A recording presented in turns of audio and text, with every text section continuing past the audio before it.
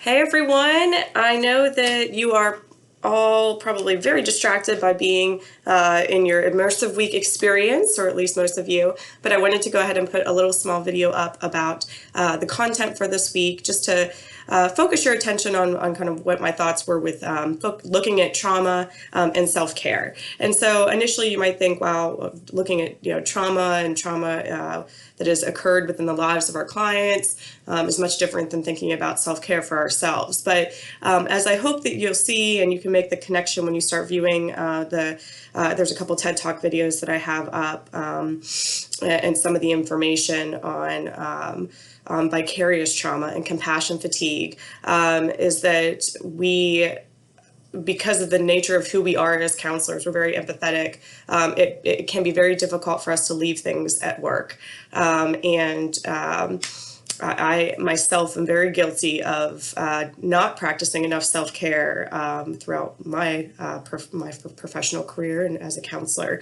And there are certain things that I had to do and had to mindfully do, had to actively force myself to practice self-care routines and healthy self-care. So I'm not talking about going out on the weekends and, staying at the bars until 2 o'clock in the morning is self-care, is relaxation, but rather making sure that you are processing everything that's happening in your counseling therapeutic relationships, and that comes through supervision, being able to talk through things with colleagues, making sure that you're protecting yourself to a certain degree, making sure you're not overextending your boundaries. And a lot of this even plays into our ethical practice and our need to be competent counselors. And whenever we are even so fatigued or so just overwhelmed by our caseloads, and all of that can lead to incompetent practice or impaired practice, and that could be a violation of our ethical principles even.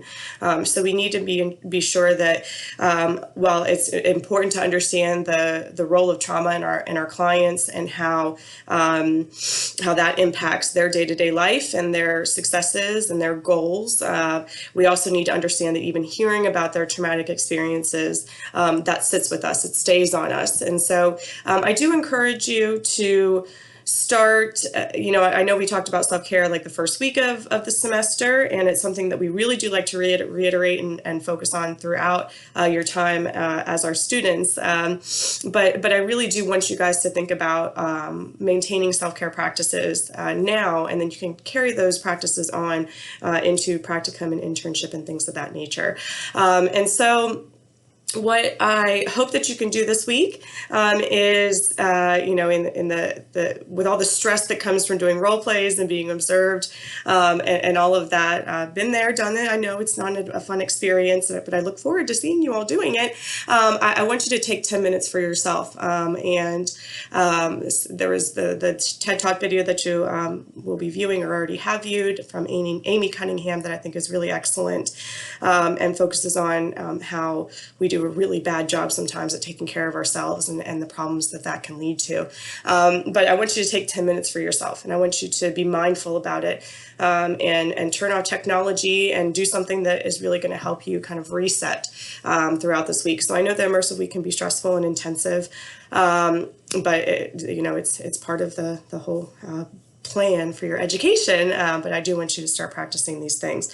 And find something that really brings joy to your life whenever you're trying to practice self-care. It may be that meditation is something that you do. It may be that, some type of physical activity is something you do, mountain biking, hiking, whatever it is, make sure that it's something that you can easily implement. Like after a hard day's work, you can go and do it and just clear your mind and get the day off of you. And so while you're thinking about what to do in those 10 minutes, maybe think about something that, if you had a half an hour, longer amount of time that you could be doing, in your professional career too. So with that, and just to kind of go back to trauma and experiences of our clients and traumatic experiences, remember that trauma looks different to everybody. It's not that a traumatic event has to be of such magnitude that it makes headline news. Trauma can take many shapes and forms, and it's on a continuum and on a spectrum. And the residual effects of trauma can be long lasting, but there are certainly ways to address how we work with clients who've experienced trauma at any stage of their life. And certainly if we're thinking about our work with people with disabilities, a lot of times the individual may have a later onset disability, or the traumatic event preceded the disability. And so we have to take into consideration what that trauma or that traumatic experience meant to our clients.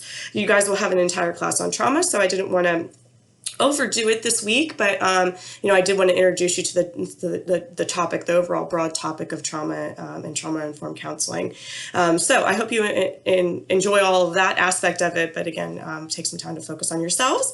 And with that, I'll leave you to it. And again, I look forward to seeing those of you who are in the Immersive Week. I know there might be a couple of stragglers that aren't, but